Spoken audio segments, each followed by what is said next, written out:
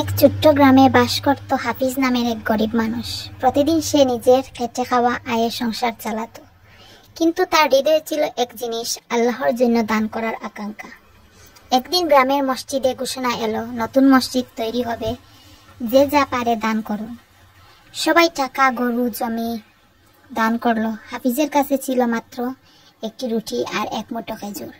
সে চুপচাপ নিজের স্ত্রীর দিকে তাকালো। স্ত্রী বলল, এটাই আমাদের আজকের খাবার।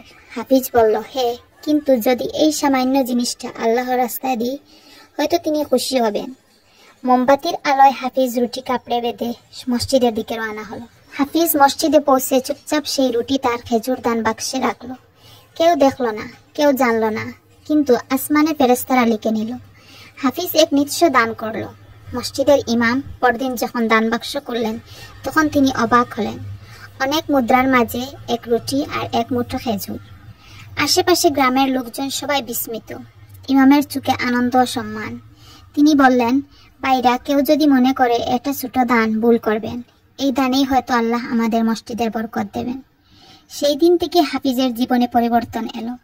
তার ক্ষেতের ফসল আগের চেয়েও দ্বিগুণ ফলল। আকাশ উজ্জ্বল, পাখি উঠছে, তার চারপাশে হাসি খুশি শিশু, প্রতিবেশীরা হাসছে। মানুষ তার পরিশ্রমে মুগ্ধ হলো। কাজের সুযোগ বাড়ল, রিজিক বেড়ে গেল। হাফিজ বুঝলো, আল্লাহ শুধু দানের পরিমাণ দেখেন না, তিনি দেখেন হৃদয়ের নিঃস্ব ভালোবাসা। বছর কয়েক পর হাফিজ ইন্তেকাল করলো।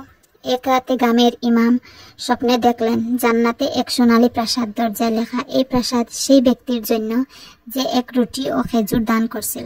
কিছু দেওয়া। কুরআনে আল্লাহ বলেন, যে ব্যক্তি আল্লাহর পথে দান করে, তার দান পাহাড়ের মতো বৃদ্ধি পায়। এক রুটি ও এক মুঠো খেজুরেও যদি আন্তরিক হয়, জান্নাতের দরজা খুলে দিতে পারে। তাই দাও, যত সামান্য হোক, শুধু আল্লাহর জন্য। ভিডিওটা যদি ভালো লেগে থাকে, লাইক, কমেন্ট, শেয়ার এবং চ্যানেলটা সাবস্ক্রাইব করতে ভুলবেন না। আসসালামু আলাইকুম। আল্লাহ হাফিজ।